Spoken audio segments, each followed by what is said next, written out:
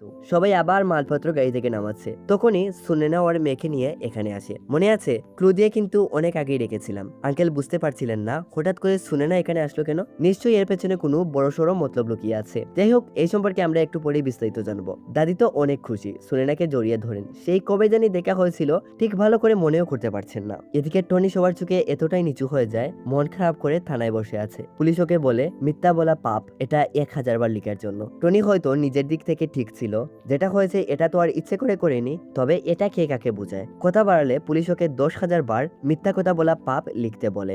বিষয়টা সুবিধা না দেখে টনি আর কথা না বাড়িয়ে লিখতে বসে যায়। কাকু স্টেশনের ভেতরেই বসে আছেন। সিনিয়র অফিসার টনিকে লিখার জন্য খাতা কলম দিয়ে কাকুর সাথে এসে কিছুক্ষণ সময় গল্প গুজব করেন। কাকু বলেন, হ্যাঁ টনি একটু বেশি পাকনা, ওভার স্মার্ট, কিন্তু মানুষটা তো আর খারাপ না, তাড়াতাড়ি ছেড়ে দিয়েন। অফিসার জানায়, ও যত তাড়াতাড়ি লেখা শেষ করবে তত তাড়াতাড়ি ছাড়াও পেয়ে যাবে, এই নিয়ে আপনি চিন্তা করিয়েন না। এদিকে রাতের বেলা পুরো পরিবার বসেছে একসাথে খাবার খেতে। কতদিন পর দাদি সবাইকে একসাথে দেখছেন। এই খুশির কোনো সীমা হয় না। তবে এই খুশিটা যে খুব বেশিক্ষণ দীর্ঘ হয়নি। সুরিনা একটা পেপার দাদিকে দিয়ে বলে, আমি জানি না থিরঞ্জি, আপনার আর মায়ের একসাথে পথ চলা কতটা দীর্ঘ হবে।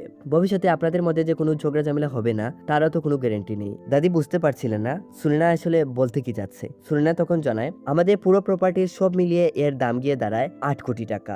কিছুদিন পর আপনাদের বিয়ে হবে, ঝামেলা লাগতেই পারে। আপনি সহ আমরা 3 ভাই বোন মিলে এই প্রপার্টির 4টা শেয়ার হয়, মানে আমরা এক একজন 2 কোটি টাকা করে পাই। তো আমি চাই আমার শেয়ারটা আমাকে দিয়ে দেওয়া হোক। আপনি পেপারটা পড়ে নিতে পারেন মা। সুনার কথা শুনে এরা 2 ভাই ওদিক থেকে খেপে যায়। প্রত্যেক মাসে ওষুধপত্র, খাওয়া দাওয়া, যাতায়াত খরচ ওরা দে, আর মাঝখান দিয়ে কোনো দায়িত্ব কর্তব্য পালন না করেই শেয়ার নিতে এসেছে। এ নিয়ে তাদের মধ্যে প্রচন্ড ঝগড়া হয়। হাইডে বাস্তবতা। একটা বারও ওরা চিন্তা করলো না দাদি আসলে কিরকম আছেন, কিরকম পরিস্থিতির সাথে দিনকাল কাটাচ্ছেন। সবাই নিজেদের স্বার্থ আদায়ে অটল। আসলেই এই সমাজটা বড় স্বার্থপর। এদিকে টনি 10,000 বার লিখে পুলিশ অফিসারের হাতে খাতাটা ধরিয়ে বলে, স্যার লিখা হয়ে গেছে, কিন্তু একটা কথা সত্যি, আমি কিন্তু কোনো ভুল করিনি। কিছুক্ষণ পর দাদির করে এসে ওর ব্যাগটা গুছিয়ে বেরিয়েই পড়বে, তখনই একটা কাগজ উড়ে ওর সামনে এসে পড়ে। কাগজে লিখা একটা লেটার, যেটা দাদি লিখেছেন। নিজের বাচ্চাদের কাছে রাখার জন্য কখনো ভাবিনি এত বড় মিথ্যা বানোয়াট কাহিনী বানিয়ে বলতে হবে, কিন্তু সেই পরিকল্পনায়ও আমি আজ হেরে গেলাম। ফার্স্ট টু লাস্ট পুরো ঘটনাটা দাদি লেটারটা লিখেছেন। টনি লেটারটা পরে বুঝতে পারে দাদির কষ্টটা। নিজের ছেলে, বউ বাচ্চা, এত বড় একটা পরিবার থাকার পরও ওনাকে একাই থাকতে হয় বিশাল এই রাজপ্রাসাদে। আসলে মায়ের কোনো দামই নেই এই পৃথিবীতে। বাচ্চা জন্ম দেওয়া, লালন পালন করার সব দায়িত্ব কর্তব্য মায়েরই, কিন্তু প্রতিদিনে মায়েরা কখনোই তাদের সেই অধিকারটুকু পায় না। বাচ্চারা একটু বড় হলেই মাকে ভুলে নিজের বউ বাচ্চা, পরিবার নিয়ে ব্যস্ত হয়ে যায়, আর সেই মা একাই এক ঘরের কোণে বসে দিনের পর দিন চোখের পানি ফেলে যায়। দাদির লেটারটা পড়ার পর টনিও মনে মনে অনেক কষ্ট পায়। ও যে ভুলটা করেছে, হ্যাঁ এটা তো আর সংশোধন করতে পারবে না, তবে হ্যাঁ দাদির জন্য ও যদি কিছু করতে পারে এটাই হবে ওর জীবনের সবচেয়ে বড় বিজয়। পরের দিন দাদি ওয়াকিং এ আসার আগে টনি, কাকু এছাড়া দাদি যাদের সাথে সব সময় উনার মনের দুঃখ কষ্টের কথা শেয়ার করতেন, বেস্ট ফ্রেন্ডের মতোই সবাইকে নিয়ে বিষয়টা ডিসকাস করে। দাদি আসলে টনি দাদিকে বলে, ওদের এটা অনুভব করানো দরকার ওরা আসলে কত বড় ভুল করছে। বছরের পর বছর তো গেল, ওকে 2 দিন সময় দেওয়ার জন্য। টনি সবকিছু ম্যানেজ করে নেবে। সবার জোরাজুরি আর টনির কথার উপর ভরসা করে দাদি আরো 2টা দিন টনিকে দেন। এতদিন এই বাড়িতে টনির পরিচয় ছিল কণিকার হবু স্বামী। আজ থেকে টনি দাদির পরিচয়ে এই বাড়িতে থাকবে। টনি যখন এদের সাথে আর সায় দিচ্ছিল না, এরা সবাই চিন্তিত হয়ে পড়ে দাদির বিয়েটা এখন কি করে তারা আটকাবে। রাতে টনির সাথে এই বিষয়ে কথা বললে টনি জানায় এখনো তাদের হয়ে আর কোনো হেল্প করতে পারবে না। ওকে যে পুলিশ থানায় নিয়ে গিয়েছিল, কই একবারে তো তারা কোনো ওর খোঁজ নেয়নি। ভাগ্যিস থিরঞ্জি আমাকে সময় মতো ছাড়িয়ে এনেছেন, না হলে 7 বছরের জন্য তো পুলিশ জেলেই ঢুকিয়ে দিয়েছিল। এদিকে কাকু ঘরে হুকুম চালাতে শুরু করেছেন। সকাল 9টার ভেতরে সবাইকে নাস্তা করে ফেলতে হবে। এখন কে উঠবে কে উঠবে না এটা তার সম্পূর্ণ ব্যক্তিগত বিষয়, তবে সময়মতো ঘুম থেকে না উঠলে তাদের জন্য পরে আবার আলাদা করে খাবারের ব্যবস্থা করা মোটেও সম্ভব হবে না। সিন আসে পরের দিন রাতে। বিয়ে উপলক্ষে ছোটখাটো পার্টির আয়োজন করা হয়েছে, কিন্তু দাদি ওনার ছেলে মেয়ে, নাত নাতনি একই বাড়িতে থাকার পরও কাউকে আসতে বলেননি। ওদিকে নাগ বারবার জানলা দিয়ে উকি দিয়ে দেখছে সবাই আনন্দ করছে, আর ওরা উপরে বসে বসে আঙুল চুষছে। তখনই টনি এসে বলে, দাদি মনে হয় ভুলে আপনাদের ইনভাইট করতে ভুলে গেছেন, আসেন আপনারা আমার গেস্ট হয়ে যাবেন। বিরিয়ানিটা সেই হয়েছে দাদারা, বিরিয়ানিটা সেই হয়েছে। সবাই খেয়ে খেয়ে চলে যাচ্ছে, চলুন তাড়াতাড়ি। কেমনটা লাগে বলুন? যাই হোক, সবকিছু ভুলে এরপর সবাই মিলে খুবই আনন্দ উল্লাসের সাথে আজকের দিনটা সেলিব্রেট করে। সিন আছে পরের দিন সকালে। টনি আর থিরন কাকু মিলে একজন পুরনো জিনিসপত্র কিনে এরকম একজন কাকুকে ডেকে এনে ঘরের সব পুরনো জিনিসপত্রের সাথে জীবন, নাগ, সুনেনার ছোটবেলার স্মৃতির সব জিনিসপত্রগুলো এদিকে ওদিকে যেরকম ইচ্ছে ছুঁড়ে ফেলছে।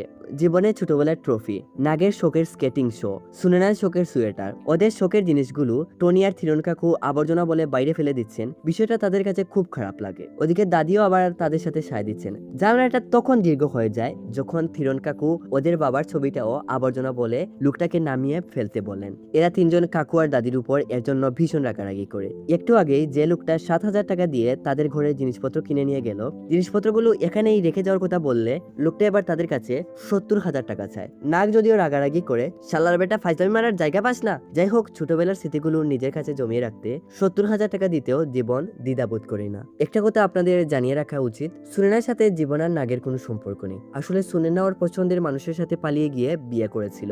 সুনেনার জন্য তাদের পরিবারে একটা দাগ লেগে গিয়েছিল। এর জন্য ওরা সুনেনার সাথে কথা বলতে মুঠেও আগ্রহ দেখায় না। তবে গত 9 মাস ধরে সুনেনার সাথে ওর স্বামীর কোনো সম্পর্ক নেই। এখন কি কারণে কোন সমস্যায় এসব বলতে গেলে মুভি এমনিতেই অনেক লম্বা হয়ে গেছে, আরো লম্বা হয়ে যাবে। এর জন্য মেইন পয়েন্টই আসি। ওরা তিনজন সব মানবিমান সাইটে রেখে একত্রিত হয়। এখন ওরা যদি পুরোনো দিনের কথাগুলো ধরে বসে থাকে তো সব হারাবে। এই বিয়েটা যেভাবেই হোক আটকাতে হবে। এর জন্য আজ ওরা কোর্টে একজন উকিলের সাথে দেখা করে। 70 বছর বয়সী নারী বিয়ে করছেন, কথাটা শুনে কাকু পুরো আমক হয়ে যান। 18 বছর হলে এক কথা, কিন্তু 70 বছর বয়সী একজন নারীর বিয়ে আটকানো, এটা কি করে সম্ভব? এরা বারবার রিকোয়েস্ট করলে কাকু এদেরকে বলেন একটা কাজ করতে পারেন, হাসপাতালে গিয়ে দাদির মেন্টালিটি প্রবলেম আছে এরকম বলে একটা ফেক রিপোর্ট বানিয়ে আনুন, বাকিটা আমি দেখে নেব। ওদের তিনজনের কাছে বুদ্ধিটা ভালোই লাগে, কিন্তু ওরা একবারও ভাবলো না গর্ভধারিণী মাকে যে ওরা সামান্য কিছু ধন সম্পদের লোভে পাগল হিসেবে স্বীকৃতি দিতে যাচ্ছে। টনি তাদের সাথেই ছিল, বিষয়টা ওর কাছে খুব খারাপ লাগে। সামান্য ধন সম্পদের আশায় ওরা এতটা নিচে নামতে পারলো। এরা বাইরের দিকে রওনা দিলে টনি তাদের এটা ওটা বাহানা দিয়ে চলে আসে থিরন কাকুর বাসায়। ওনাকে সবকিছু টনি খুলে বলে। কাকু বলেন, তাহলে এবার লাস্ট টুপ ফেলার পালা। আমি শক্তিদির সাথে এই বিষয়ে কথা বলছি। জানি রাখি দাদির খুবই ক্লোজ ফ্রেন্ড হচ্ছেন শক্তি আন্টি। টনিকে বলেন রাতে ওদের সবাইকে নিয়ে শক্তি আন্টির ঘরে থাকতে। সিন আসে এরপর রাতে। টনি সবাইকে নিয়ে শক্তি আন্টির ঘরে এসেছে। শক্তি আন্টি পরিস্থিতিটা সামাল দেওয়ার জন্য বলেন, বিমলা জুয়ায় আসক্ত, তোমরাও ওর সাথে ছিলে না। আসলে ওই একা থাকতে থাকতে কখন কি করছে নিজেও বুঝতে পারছিল না। টাইম পাস করতে গিয়ে জুয়ায় আসক্ত হয়ে পড়ে। কোনো খেলা বাদ দেয়নি, hockey, cricket, football, online, offline সব জায়গায় ব্যাট লাগায়। বর্তমানে সব মিলিয়ে এখন বিমলার ঋণ হচ্ছে 170 কোটি 20 লক্ষ টাকা। প্রথম দিকে তো ওরা এটাই বিশ্বাস করতে পারছিল না যে দাদি জুয়া খেলেন। এর উপর ঋণের সংখ্যাটা শুনে সব কটার নাট বল্টু একদম ঢিলে হয়ে যায়। হয়তো প্রথম দিকে সংখ্যাটা ছিল মাত্র 50 লক্ষ, তবে জিতার আশায় আশায় লোভে পড়ে হেরে হেরে সংখ্যাটা গিয়ে 170 কোটি 20 লাখে গিয়ে দাঁড়িয়েছে। ও আর একটা কথা, জুয়া খেলায় বেট লাগানোর টাকাগুলো বিমলা থিরঞ্জির কাছ থেকে আনতো। এখন টাকাগুলো দিতে না পারায় থিরঞ্জি জোর জবরদস্তি করে বিমলাকে বিয়ে করার সিদ্ধান্ত নিয়েছেন, যাতে করে বিমলার সব প্রপার্টি নিজের আয়ত্তে নিয়ে আসতে পারে। সবাই বাড়িতে এসে দাদিকে জিজ্ঞেস করে এসব কি আসলেই সত্যি? দাদিও তখন বলেন হ্যাঁ, এটা আসলেই সত্যি। ওদিকে কাকুও এখানে এসে গেছেন। টনি বলে, পাপাজি আপনার কার্ডটা বের করুন তো, আর এই রাক্ষসের মুখে টাকাগুলো ছুড়ে দিয়ে বের করুন ওকে ঘর থেকে। আমি কেন টাকা দিতে যাব? 170 কোটি টাকা গাছে ধরে নাকি? আমি দিতে পারবো না। ওদিক থেকে নাগ উঠে বলে, হ্যাঁ ভাই তো ঠিক কথাই বলছে, আমরা অনেক কষ্ট করে টাকা ইনকাম করি। এই টাকা আমরা আমাদের বাচ্চাদের জন্য জমিয়ে রেখেছি, কোত্থেকে এসেছে জুয়ার পেছনে আমরা আমাদের টাকা লাগিয়ে দেবো। কাকু বলে, বাহ তুমি এটা বলছো? তোমরা সবাই যাই বলো, আমার কাছে ডাক্তারের সার্টিফিকেট আছে যেখানে স্পষ্ট লেখা আছে বিমলাজির মানসিক কন্ডিশন পুরো ঠিক আছে, সুস্থ সবল একজন মানুষ। আর আমি আমার টাকা না নিয়ে এখান থেকে এক চুল পরিমাণও নড়ছি না। নাগ বলে, আপনি আমার মায়ের সাথে এরকম করতে পারেন না, তুই দেখবি আমি কি না করতে পারি। ড্রিঙ্কের গ্লাসটা পায়ের সামনে ফেলে বলেন, বিমলা এগুলো পরিষ্কার করে আরেক পেক বানিয়ে নিয়ে আয়। দাদিরও কিছু করার নেই, তবে দাদি যে কাকুর সামনে মাথা ঝুঁকছেন এটা ওরা সহ্য করতে পারে না। রেগে মেগে কাকুকে ইচ্ছে মতো উল্টাপাল্টা গালিগালাজ করে। কাকুও এদের কথা শুনে বলেন, এই আওয়াজ নিচ্ছে, এই ঘরটা এখন আমার, আর এই ঘরে এখন উঁচু গলা শুধু আমিই কথা বলবো, বেরিয়ে যাও সবকটা আমার ঘর থেকে। কাকু এদের সবাইকে অনেক অপমান করে ঘর থেকে বের করে দেন। এদেরও তো কিছু করার নেই। মনে অনেক কষ্ট নিয়ে একটা হোটেলে যাওয়ার উদ্দেশ্যে বেরিয়ে পড়েন। শক্তি আন্টি এখানেই ছিলেন। উনি বলেন, হোটেলে যাওয়ার কি দরকার, আমার এত বড় ঘর খালি পড়ে আছে, চলো তোমরা আমার ঘরে গিয়ে থাকবে। এরা সবাই হয়তো মানা করছিল, কিন্তু আন্টির জোড়াজুড়িতে ওরা সবাই আন্টির বাসায় চলে যায়। রাতটা এখানে কাটিয়ে কাল সকালে তারা দিল্লির উদ্দেশ্যে রওনা দেবে। সবাই দাদির উপর ভীষণ রেগে আছে। যে মায়ের বাচ্চাদের নিয়ে বিন্দুমাত্র চিন্তা নেই, এরকম মা যেন ভগবান কাউকে না দেন। আমাদের কথা মা একবারও চিন্তা করে দেখলেন না। টনি যদিও তাদের বুঝায় এখনো কিছু শেষ হয়নি, আরেকবার কথা বলে দেখতে, কিন্তু এরা দাদির কোনো কথাই শুনতে আর আগ্রহ দেখাচ্ছিল না। তখনই ওনাদের ছেলেমেয়েরা এসে বলে, আপনারা এত নিষ্ঠুর কেমনে হলেন পাপ্পা, মাম্মা, চাচ্চু? দাদির এই বিপদের দিনে তোমরা দাদিকে এভাবেই ফেলে রেখে চলে যাবে? তোমরা কোথায় যেতে চাও যাও, আমি এখানে শক্তি আন্টির সাথেই থাকবো। আর একটা কথা, আমার জন্য তোমাদের আর কিছুই করতে হবে না। একে একে নাগের ছেলে, সুনেনার মেয়েও এরকম কথা বলে, তো কণিকা কেন বাদ পড়বে? দাদি আপনাদের মা, আর আপনারা ওনাকে বিপদে ফেলে চলে যাচ্ছেন।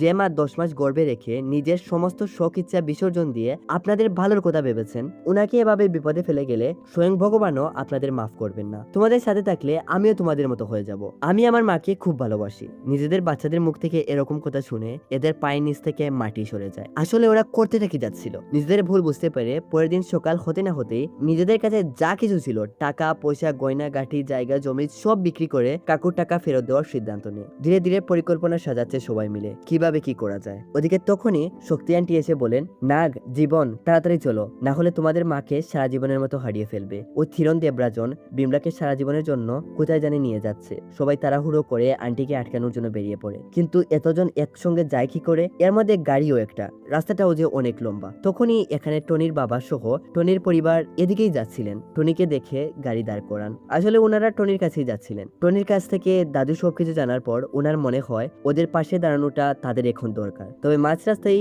তাদের দেখা। টনির বাবা ওই দিনের ওনার এমন ব্যবহারের জন্য সবার কাছে ক্ষমা চান। ওদিকে আবার দেরি হয়ে যাচ্ছে। টনি ওর বাবার কাছ থেকে গাড়ি চাবিটা নিয়ে তাড়াতাড়ি সবাইকে নিয়ে গাড়িতে ওঠে। ওদিকে দাদি দরজায় তালা মেরে বেরিয়ে পড়েছেন। তখনই এরা এসে হাজির। দাদি মনে করেছিলেন হয়তো এরা উনাকে ছেড়ে চলে গেছে। তবে আর যাই হোক, উনার জন্য সবাই যে ছুটে এসেছে এটা ভেবেই দাদি অনেক খুশি। দাদি প্রপার্টির পেপারটা সুনেনার হাতে ধরিয়ে দিয়ে বলেন, এই প্রপার্টির জন্যই তো এত নাটক, এত অভিমান। তোমরা সবাই এখন অনেক বড় হয়ে গেছো, তোমাদের এখন মায়ের কোনো প্রয়োজনও নেই। আচ্ছা, এখন তো সবকিছু ঠিক আছে। আশা করি তোমাদের আর কোনো প্রবলেম থাকার কথা না। কেউ যদি জিজ্ঞেস করে তোমাদের মা কোথায়, কি করেন, তাহলে ওদেরকে বলে দিও মা মারা গেছেন। দাদির কথাগুলো শুনে ভাই বোন তিনজন দাদিকে জড়িয়ে ধরে কান্না করতে শুরু করে। সবাই ওরা ওদের ভুল বুঝতে পারে। দুনিয়াতে আসলে মায়ের চেয়ে বড় কিছু হতেই পারে না, যেটা দাদি আমাদের চোখে আঙুল দিয়ে দেখিয়ে দিয়েছেন। মা তো মাই। দাদি ওদের কান্না দেখে নিজেকে আর সামলে রাখতে পারেন না, সবকিছু খুলে বলেন যে এই সবকিছু সাজানো নাটক ছিল। ওদিকে কণিকা ও টনিকে বিয়ে করার জন্য রাজি হয়ে যায়। আর দুই পরিবারের দুষ্টুমিষ্টি খুনসুটির মধ্যে দিয়ে এখানেই সমাপ্ত হয়ে যায় আমাদের আজকের এই মুভির এক্সপ্লেনেশন। তো আজকের এই মুভিটা আপনার কাছে কেমন লাগলো অবশ্যই কমেন্ট করে জানাবেন। আর চ্যানেল নতুন হয়ে থাকলে সাবস্ক্রাইব করে পাশে থাকবেন। তো দেখা হচ্ছে নতুন কোনো ভিডিওর সাথে।